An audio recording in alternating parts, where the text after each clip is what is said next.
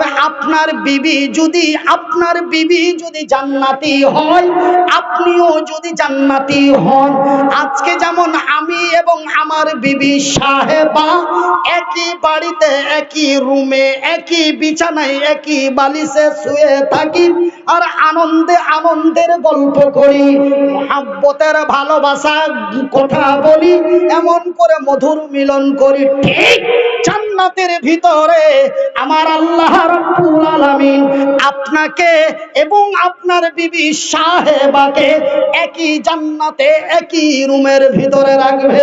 তবে ওই দিকে 72 আর এই দিকে খতিজার মা কয়টা হলো? কনা 73। একবার আস্তে করে বলি নারে তাকবীর, নারে তাকবীর। এই হলো জান্নাত। তবে জান্নাতের ভিতরে আমাকে এবং আমার বিবি সাহেবাকে একই জায়গায় রাখবে। যদি আমার বিবি জান্নাতি হয়, যদি আমি মনিরউদ্দিন জান্নাতি হই, তাহলে আর না হচ্ছে তো দুইজনা দুই জায়গায় পড়ে থাকবেন, একজনা মজা নিবে আর একজনা খালি।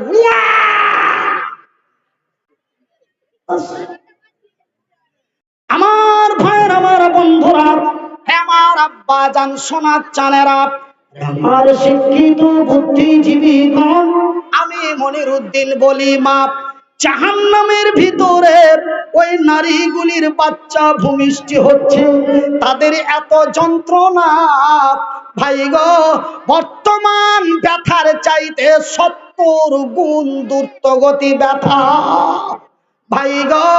হে আমার মায়ের, আমার বোনেরা, আমার বিবির যখন প্রসাব যন্ত্রণা এসেছিল, আপনারা বুঝতে পারছেন, বাঙালের পাঞ্জাবি বাস করছে, মানে ছেলা হওয়া ব্যথা জি ভাই। তো আমি ভাটিয়া ভাষায় হলো ছেলা হওয়া ব্যথা, আর বাংলা ভাষায় হলো প্রসাব যন্ত্রণা। আমার বিবির যখন প্রসাব যন্ত্রণা এসেছিল, 1 থেকে 2 ঘন্টার মধ্যে বাচ্চা ভূমিষ্ঠ হয়ে গেছে। আমার বিবির যখন প্রসাব যন্ত্রণা এসেছিল, অতিরিক্ত 3.5 থেকে 4 ঘন্টার মধ্যে সন্তান প্রসব হয়ে গেছে। কিন্তু ভাইজান, এক একটা বাচ্চা ভূমিষ্ঠি হতে, এবার আমার মায়েরা মনে মনে বলবেন, তবে কত বাচ্চা হবে যে একটা বাচ্চা, তার মানে অনেকগুলো বাচ্চা, বহু বছর, একটা বাচ্চা ভূমিষ্ঠি হতে প্রায় ৭০ বছরের মতো লাগবে। বর্তমান যন্ত্রণার চাইতে ৭০ গুণ দ্রুত গতিতে তার যন্ত্রণা। ভাইজান বন্ধুরে, 1-2 করে এতগুলি বাচ্চা তাদের পেটের মধ্যে দেখা যায়। যেমন একটা পায়খানার ট্যাঙ্কির ঢাকনাটা যদি ছেড়ে নেওয়া যায়, তবে দেখবেন ট্যাঙ্কের ভিতরে অগণন পোকা শুধু কিলবিল কিলবিল কিলবিল করে, কথা ঠিক কিনা বলেন? ওই পায়খানার পোকাগুলি কি গুনা দেওয়া সম্ভব?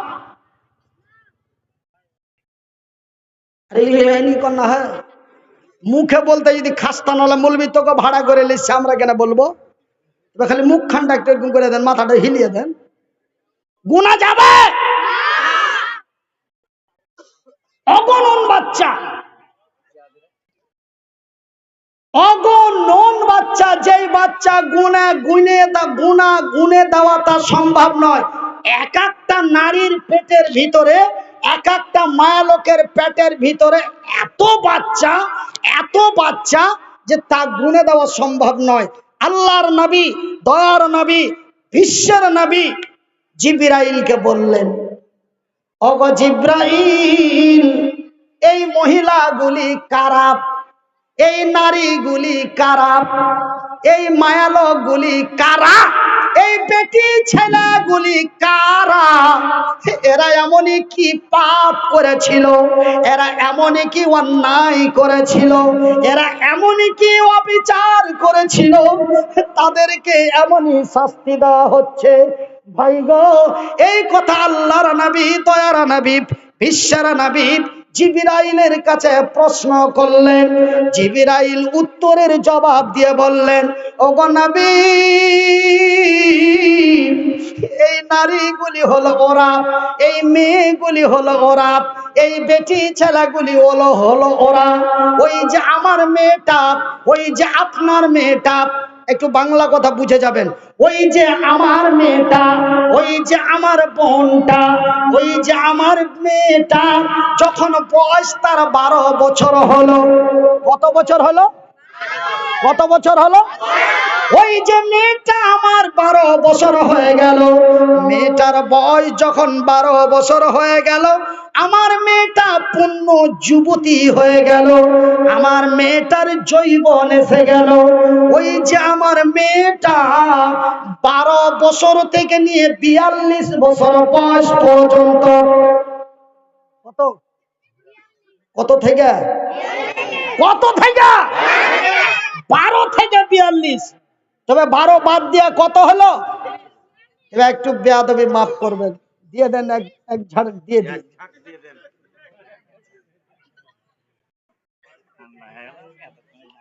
না দরকার নাই করবে, পিছলা করার ব্যাপার।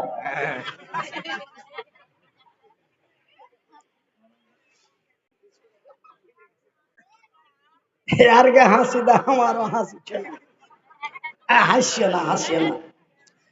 মুহাম্মদ তুমি খোদার পিয়ারা, আমি না মায়ের তুমি, আমি না মায়ের তুমি, নয়নের তারা, নয়নের তারা, এসেছিলেন তুমি ওগো, এসেছিলেন তুমি ওগো, সেই নিশিরাত, মুখেতে খোদার বাণী, এ মুখেতে খোদার বাণী, এ কোরআন নিয়ে হাতে, তবু সবু গমনিতে দিয়েছিলেন পাহারা, তোমারি মধুর টানে, তোমারি মধুর টানে, এই দিল পারা পারা। ওই আমার ভাইয়ের, আমার বন্ধুরা, জিবরাইল বললেন, ওই যে আমার আপনার মেয়েটা 12 বছর থেকে নিয়ে 42 বছর বয়স পর্যন্ত, ওই যে আমার মেয়েটা, এই মেয়েগুলি হলো ওরা, এই নারীগুলি হলো ওরা, এই মেয়েগুলি হলো ওরা, এই নারীগুলি হলো ওরা, যারা আল্লাহর জমিনে রঙ্গ কইরা, রূপ রঙ্গ কইরা, বেহায়া বেপরদা নির্লজ্জা হয়ে, অর্ধ উলঙ্গ হয়ে এমন করে আল্লাহর জমিনে চলেছে, যারা লিপস্টিক লাগাইয়া, টিকলি লাগাইয়া, লিপস্টিক লাগিয়ে, টিকলি পরে, হাতে পায়ে আলতা দিয়ে, অর্ধ উলঙ্গ হয়ে, পেটটা বুকটা মাথাটা উদম করে আল্লাহর জমিনে ভ্রমণ করেছে। এমনি করে কলেজ, ইউনিভার্সিটি, বিশ্ববিদ্যালয়, স্কুল, কলেজ, ইউনিভার্সিটি, বিশ্ববিদ্যালয়, অফিসে, আদালতে, রাস্তা পথে, ঘাটে, বাজারে, শ্বশুর বাড়ি, মায়ের বাড়ি, খালার বাড়ি, ফুপুর বাড়ি, মেয়ের বাড়ি, যেখানে গিয়েছে এমনই বেহায়া বেপরদা নির্লজ্জা হয়ে চলেছে। আর ওই ওই নারীটার দিকে, ওই মেয়েটির দিকে আমার বাপের মতো, দাদর মতো, চাচার মতো, খালুর মতো, বেটার মতো, পোতার মতো, নাতির মতো, হিন্দু, জৈন, বৌদ্ধ, খ্রিস্টান, ইহুদি, নাসারা, দেওবন্দি, বেরেলি, হানাফি, কাদিয়ানি, মালিকি, হাম্বলি, শিয়া, সুন্নি, খান, পাঠান, দারুখোর, মদখোর, সুদখোর, জেনাখোর, ব্যভিচারী, অত্যাচারী, লক্ষ লক্ষ কোটি কোটি মানুষ পুরুষেরা ওই মেয়েটার দিকে দৃষ্টিপাত করেছে, ওই বেটি ছেলেটার দিকে তাকিয়েছে। ওগো নবী, প্রত্যেকটি তাকানোর মধ্য দিয়ে একটা করে বাচ্চা দেওয়া হয়েছে। কেন ভাইজান? কোন নারীর সাথে যদি কোনো পুরুষের মিলন হয় তবে সেই মেয়েটা গর্ভবতী হয়ে যায় ভাইজান। তবে এই মিলন এবং এই মিলন শব্দটিকে বলা হয়েছে জিনা, এই মিলন শব্দটিকে আবার বলা হয়েছে ব্যভিচার। কাজই একটাই রে, কিন্তু নাম তার তিনটা। কয়টা? নাম তার তিনটে, কাজ একটাই। ভাইজান, একজন সুন্দরী রমণীকে 1,52,000 টাকা দেন মোহর দিয়ে বিয়ে করে বাড়ি নিয়ে আসলাম। ওই মেয়েটার সাথে আমার যেই মিলন হয়, এই মিলনের নাম হলো সহবাস। এই মিলনের নাম কি? সহবাস। এই মিলনের লাভ কি রে? এই মিলনের এত লাভ, স্বামী এবং স্ত্রী, বিবি এবং স্বামী যখন রাতের মধুর মিলনে মহব্বত তৈরি হয়ে যায়, যখন একজনকে আর একজন বেড়সাড় দিয়া কিটমিটিয়া ধরে, আমার আল্লাহর আরশ খুশি হয়ে যায়। নারায়ে তাকবীর। তবে এই মিলনটার নাম আবার বলা হয়েছে জেনা। তবে জেনা কাকে বলে রে? জেনা ওকেই বলা হয় একটা রং নাম্বারে ফোন লেগে গেল। কোন নাম্বারে? কোন নাম্বারে? রং নাম্বারে ফোন লেগে গেল। রাতের পর রাত কথা হয়, দিনের পর দিন কথা হয়, রাত 2টায় হয়, রাত 3টায় হয়। ও কথায় কথায় কথা মিলে গেল, মহব্বতের মহব্বত তৈরি হয়ে গেল। ওই সেন্টারে গে ছোড়ারা কিসে কই, ওই সেন্টারে কুশলের ভুলে উল্টা পাল্টা হয়ে গেল। এই মিলনের নাম হলো জেনা। এই মিলনের নাম কি? জেনা। এই জেনার শাস্তি কি রে? ওই মেয়েটাকেও পিটাতে হবে, ছেলেটাকেও পিটাতে হবে। ভাইজান, আমার আব্বা জানেরা, তবে ব্যভিচার কাকে বলে? এই মিলনটাকে আবার ব্যভিচার বলা হয়। তবে ব্যভিচার কাকে বলে? একটা মেয়ে এই দিক থেকে হেঁটে আসছে আর একটা ছেলে এই দিক থেকে হেঁটে যাচ্ছে। যখন ছেলেটা মেয়েটাকে একা পেয়ে ডানে বামে সামনে পিছনে তাকিয়ে দেখে কেউ নাই, মেয়েটা যেন একা। এবার ওই ছেলেটা পকেটে হাত ভরে পিস্তলটা বার করলো, দিয়ে তার বুকের উপরে ধরলো। মেয়েটা জানের ভয়ে, জীবনের ভয়ে, নিজের প্রাণ বাঁচাবের ভয়ে ওই কালুয়ার সাথে উল্টা পাল্টা হয়ে গেল। এই উল্টা পাল্টার নাম হলো ব্যভিচার। আমার রাসূল দয়ার হাবিব বললেন, এই ব্যভিচারে যদি কেউ ধরা পড়ে যায় তবে এই ব্যভিচারের ফয়সালা কি রে? ওই ছেলেটাকে ঠাঠিয়া পিটিয়া মারো, কিন্তু মেয়েটার দিকে কড়া চোখেও তাকা যাবে না। কিন্তু আগের মানুষ 40, 50, 60 বছরের যেগুলা আগলা মুলবির কাছে পড়েছে শুনেছে, বলছে না এরাকে পাক করার লেগে ওকে ঠাঠাইতে হবে না। ঠাঠা তো দূরের কথা, একটা কড়া ভাষা বলা যাবে না। কেন? যদি ছেলেটার কাছে পিস্তল বা 6 ইঞ্চি চাকু পাওয়া যায় তবে ওই মেয়েটাকে একটা কথা বলা তো দূরের কথা, চোখ গড়বে তার দিকে তাকাতেও পারবেন না যদি তার সবুত হয়ে যায়। আমার ভাইরা, তবে আমার এই ব্যাপারে আলোচনা করতে চাই না। আমার বলার উদ্দেশ্য হলো, ওই যে মেয়েটার দিকে হাজারো পুরুষ দৃষ্টিপাত করেছে, তবে ভাইজান শুধু এক অন্যের সাথে নির্জনে মিলনের নাম শুধু জেনা নয়, আল্লাহ তার রাসূলের বিধি বিধানের মধ্যে পাওয়া যায়। জেনা চোখের হয়, জেনা অন্তরের হয়, জেনা হাতের হয়, চেনা ঠ্যাঙের হয়। দেখবেন পাশাপাশি এগুলা কথা বলতে চাই না, তাও চলে আসছে যুক্তিতে, কি করব। দেখবেন পাশাপাশি একজনা আরেকজনা সিট পেয়ে এলেছে উল্টা পাল্টা, তখন খালি বিনা কামে বিনা ঘরে কচলার চেষ্টা করবে না, এটাও একটা জেনা। আমি একটি নারীর দিকে বারবার দৃষ্টিপাত করে দেখছি, এটা একটা জেনা, এটা চোখের জেনা।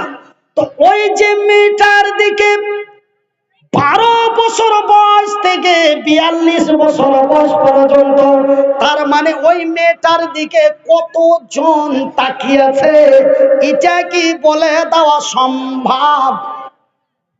একজনা যদি দাঁড়িয়ে বলতে পারেন ওকে 60,000 টাকা গুইনা দিয়ে যাবো, বলছে এত টাকা কোন দেবে মৌলভী সাহেব, পকেটে কিন্তু 100 টাকা আছে, 60,000 টাকা দিয়ে দেবো, খালি ফোন দিয়ে হোড়া মাই দেবো, আপনার ফোনে যা ঢুকিয়ে দিবে। কে ভাষাগুলো কি বোঝা যাচ্ছে?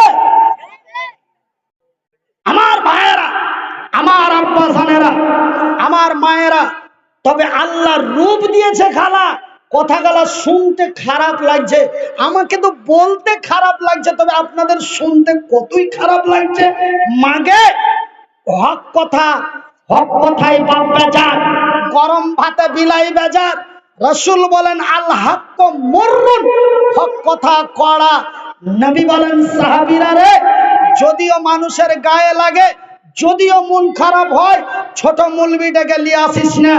যদি রাগ করে আর ছোট মুলবি থেকে যদি রাগ করে তোকে কোনো জায়গায় কেউ ধরে মেরে ফেলে দেয়, তবে তুই বিনা হিসাবে আল্লাহর জান্নাতি। কিন্তু হক কথা বলতে ছেড়ে দিস না, যদিও হক কথা মানুষের গায়ে লাগে, যদিও হক কথা মানুষের মেজাজে লাগে, তবুও মানুষকে হক কথাটাই তুলে ধরিও। আমার মায়েরা, আল্লাহ রূপ দিয়েছে, রূপের গরব করো না। আল্লাহ জৈবন দিয়েছে, অপচয় নষ্ট করো না।